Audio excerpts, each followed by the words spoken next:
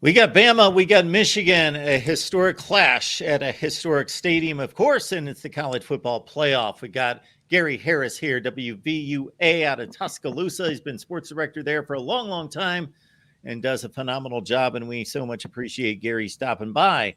Gary, how you doing? Doing well, Mark. Always good to be with you, man. Absolutely. Put into terms, based on your myriad of experiences in these kind of situations, the magnitude beyond what we're going to see on the field, the magnitude of the programs, the historic nature, the legacy, the location. If you throw all this together, it's difficult to surpass this one. It is. It's an iconic game, no doubt. Just to be for Alabama to be in the Rose Bowl. There's a lot of talk about the BCS National Championship game out in Pasadena following the 2009 season, but that was the BCS National Championship game. It wasn't technically the Rose Bowl.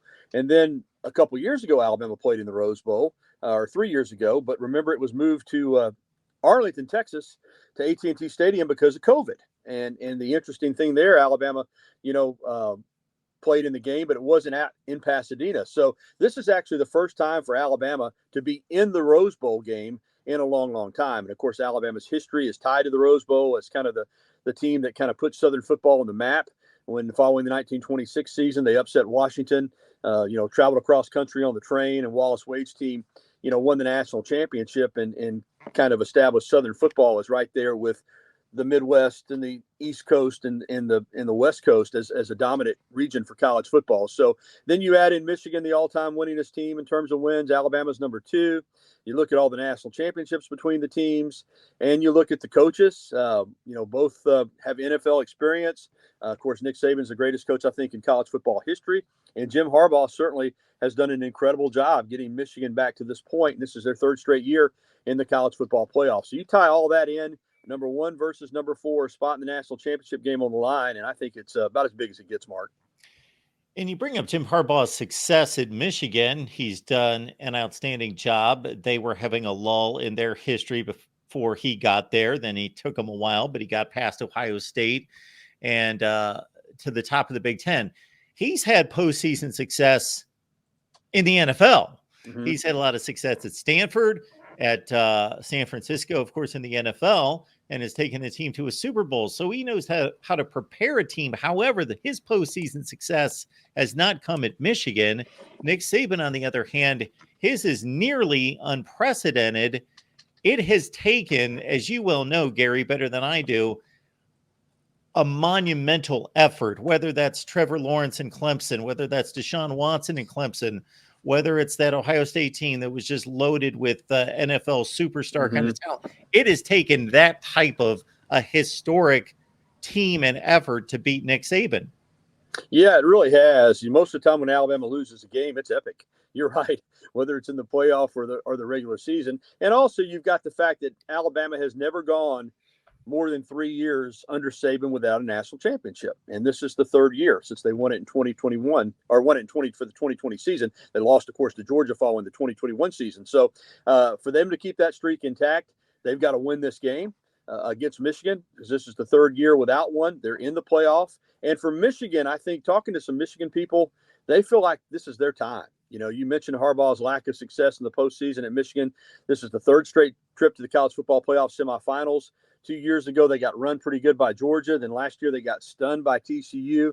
A lot of guys are back from those teams. This is a veteran, experienced football team with a lot of guys that could have left that came back for this reason. And they're back for a 3rd straight year. So I think a lot of the Michigan people feel like this is their time, whether it's Alabama or anybody else. They're 13-0. They're undefeated for the 2nd straight year going into the college football playoff. I think they feel like they learned by getting their butts kicked against Georgia and then learned from what happened last year to them when they were stunned by TCU. And I think they feel really, really good about where they're at. And we know Alabama's going to be confident. Mark, as you alluded to, there's not a better postseason coach in the history of college football than Nick Saban. They expect to be here. They expect to win. So you've got, 2 really strong programs focused on the same thing, and only one can advance. So I think it's going to be a great football game. Well, we finally got a couple great semifinal games last year, but typically we have seen blowouts more so than not. And I think one of the major reasons is not necessarily that we would have seen those same two teams match up and the conclusion to be a blowout in the regular season. But once you add in the laser focused nature of the playoff, the intensity, all of that, that the elite talent of one team rises above the other time and time again. And of course, that's on the side of Alabama. And Michigan, really good team, loaded with NFL players. But if you believe in the recruiting rankings and the talent difference, there is a difference. Yeah, I think Alabama, top to bottom, is more physically talented, Mark. I would agree with that. I'm not saying they're a better football team, though. I think that Michigan is plenty talented enough. And with the way they play in all three phases, I think that is a team that is on the same page and has been on the same page all season. That's not the case for Alabama. This Alabama team, we know where they started after losing to Texas in game number 2. Didn't play Milroe against South Florida. Had a really, even though they won the game, a horrible performance down in Tampa. And they just kind of got better as they went along. And I think Michigan started the season as a great team, finished the season as a great team, reminds me of some of the Alabama teams that Nick Saban has had. This Alabama team has been more of a work in progress, but a lot of the young players that were struggling early have come together, and clearly what Milroe's done has been phenomenal. So I do give the talent edge to Alabama overall, but I think Michigan's really talented, and I just think Michigan as a team, I do think they're probably, out of all the teams in the country, probably the team that has the best chemistry or symmetry or continuity or whatever you want to call it, as far as where they started the season at, how they navigated through the season to get to this point. So I think that balances it out. And I think that's probably why Michigan's a slight favorite in the game. Las Vegas is going to set those odds where they feel like they can get an equal amount of play on both sides. And the fact that they set Michigan as a slight favorite coming out of the championship games, conference championship games, and Michigan's still a slight favorite, that tells me that there's a belief out there that Michigan can win the game just as much as Alabama can win it. And I agree with that. I think Michigan's fully capable of winning this game. I think for Alabama to win, Alabama's got to play really, really well. And then I think they can win the game. But if they don't play their best, Michigan will beat Alabama. Michigan's plenty good enough to beat Alabama unless Alabama plays well. And the same probably on the other side, too. If Michigan has a bad game, Alabama, you can expect to win the game, too. But if both these teams play well, let's assume both teams play their best. I think it goes down to the fourth quarter, and I think maybe then Alabama wins a really close game. But I have a ton of respect for Michigan and what they've accomplished this year. And maybe the new component in college football that we now need to take into account when making those talent comparisons, because you could just go to the 247 Sports Composite, and you're basically going to see a reflection of the playoff because those are the teams that make it. But Michigan obviously has been really aided by the transfer portal, and they have gained experienced talent to supplement their recruiting, which is good, but not on the level of an Alabama. So this Alabama team, though, that showed up in Atlanta against Georgia, what impressed me about that game was, sure, the final score was a 3-point game, but Alabama grabbed that 2-score lead, and they never relinquished it. They kept control of that game, and it wasn't like Georgia had the ball and Bama had to stop them. Bama had the 1-score lead, kept the ball the final 3 minutes. They really outplayed Georgia, and that was a significant and just not a significant win, of course. It was really a statement game. It was the biggest win in college football this season. There's no doubt about it. I mean, Texas at Alabama was a huge win. Michigan over Ohio State. There have been some other, Washington beating Oregon twice. There have been some big wins in college football, but that was the biggest win. You're right, Mark. You're talking about a team that hadn't lost a game in 2 years. The last time Georgia lost was to Alabama in the SEC championship game a couple of years ago. And for Alabama to go in there, and you rightfully described it, they controlled the game. They were up 10 at the half. Georgia never came back and took the lead. Even after Georgia scored that late touchdown to make it a 3-point game, Alabama knelt it down. I mean, they got the ball back and they ran out the clock with Milroe. They did not want to kick it back to Georgia and give Georgia an opportunity. And you're right, when Georgia had to get a stop, even then, late in the game, they couldn't do it. So I thought that day the best team won. I think it's a testament to the program that Nick Saban's built, that when in a season where a lot of people counted Alabama out, and that was the case. I mean, following the Texas game and following that South Florida game, I'm here on the ground, feet on the ground. I covered it. A lot of people picked Alabama to lose to Ole Miss. A lot of people picked Alabama to lose to Texas A&M. A lot of people picked Alabama to lose to Tennessee. People picked Alabama to lose to LSU. And they navigated through all those games. And then, of course, the 4th and goal from the 31-yard line at Jordan Hare to win that game. And it's kind of what we've seen from Saban. You get to that point, And then when your best is needed, they came up with their best game of the year. It wasn't probably the prettiest game of the year for Alabama, but it was their best game when you consider who they were playing, where they were playing them at in Atlanta, and what was at stake. Alabama came through and, as you said, controlled that football game. They controlled that game on the line of scrimmage, and the best team won. So they're clearly now feeling good about their team and who they are and where they've come from. And I do think, though, there's a ton of respect for Michigan. I mean, when I look at Michigan, like I said, Mark, I mean, offense, defense, special teams, they're solid in every area. In fact, statistically, I think Michigan's the best defense in the country when you take into account points allowed, total defense. I think they've scored more defensive touchdowns than anybody in the country. On offense, I think Blake Corum is a guy that just moves the chains. You know what I mean? I mean, he's not the biggest guy, but he's a downhill runner. He's a great in the red zone. And then J.J. McCarthy, I thought he was probably better early in the year. But he's a guy that can make plays. I remember, last year against TCU, he made plays all over the field. He wasn't why that Michigan lost that football game. So I just think it's going to be one of those games that, two great teams, two great programs. I just see it going down to the fourth quarter. I think more than likely J.J. McCarthy is going to have to be a running factor. I do too. In this game, because I just don't know that they can line up and run the ball. And I don't know that they have the receivers that are going to scare what is arguably, I think actually these are the two best cornerback duos in the country, these two teams, between Will Johnson. I won't go through the whole set, but between the two teams, have the best cornerback duos. The question I have, though, is I don't know that J.J. McCarthy is much different than he's different, but in terms of effectiveness, than a KJ Jefferson or a Jaden Daniels in regards to what he presents the defense versus Jalen Milroe could be a big shock to Michigan's system. They haven't seen anybody like him. That's a great point. They haven't. I can tell you that. Going back through Michigan's schedule, looking at the quarterbacks they played against, they have not played against a guy like Jalen Milroe. And you don't understand, as we hear often with these players that are special, but it's true. Until you're down on the field watching him play, you don't understand how big he is, how athletic he is, how fast he is, how strong he is. He looks like a 100-meter sprinter. That's the way he's built, Mark, in that he's very muscular, but he's not bulky. Do you know what I mean? He's still very lean, very streamlined. And we watched Lamar Jackson put on a clinic last night against the 49ers, and I know Lamar Jackson is a special player, but Jalen Milroe has some of that type of talent, man. When he pulls it down, he's a problem now, and he certainly throws it well enough that you have to respect his ability to throw the ball, particularly down the field. So I'm with you 100%. I don't think Michigan's seen a guy like Jalen Milroe. You can do everything right on defense, and he can still break you down. And as far as McCarthy is concerned, I'm with you. He's going to have to use his legs.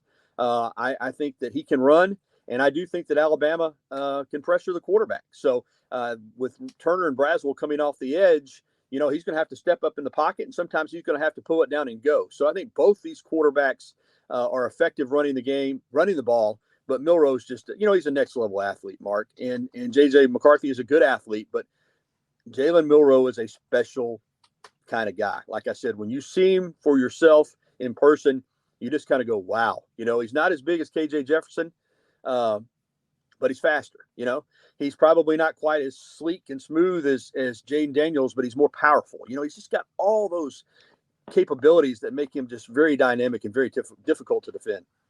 And not only does he have a gun, like the ball looks pretty spinning in the air 60 yards downfield, but it's almost like he's more accurate the further he has to throw it. I think so. I think his deep ball, although he has really come a long way in the intermediate patterns and fitting the balls into tight windows. But yeah, the deep ball is a beautiful ball. And, I don't want to jinx the guy, but I just can't remember him missing very many of those. When there's been a guy downfield that's been open, he's hit the guy, and he's oftentimes hit him in stride. And you're right. He throws a very catchable ball. All you need to do is go watch 4th and goal from the 31 in the Iron Bowl. I mean, that ball, when you consider the line of scrimmage was the 31, it was in the back corner of the end zone, which is about another 8 or 9 yards. And he was standing on, nearly the 40. So, that was a close to 50-yard throw. That wasn't a short throw. And I mean, he just delivered a beautiful catchable ball that it was a phenomenal throw. I mean, it's one of the best throws I've ever seen when you consider the circumstances and what was at stake. And he didn't rush it. He surveyed the field. He saw Bond break to the quarter with just one defensive back on him, and he just delivered it right in his chest, man. Gary, there's no question that this Alabama defense is loaded with future NFL players. And I mentioned earlier Terrion Arnold and Kool-Aid McKinstry at corner. And Michigan's strength is not at wide receiver. They're nice players. They're good. But I've heard some criticism of the Alabama defense not having the type of vintage, just incredible, off the charts, Will Anderson, Quinnen Williams kind of players along the front. How would you assess Alabama up front? Yeah, I think that's fair. I think they're good up front. I think they've gotten better as the season's gone along. I don't necessarily see special. Tim Keenum on the nose has been really solid. He's terrific against the run. Tim Smith, Jaheim Otis, both big guys that are athletic. And, of course, Justin Aboigbe has probably been their most consistent defensive lineman. Really solid players, good players.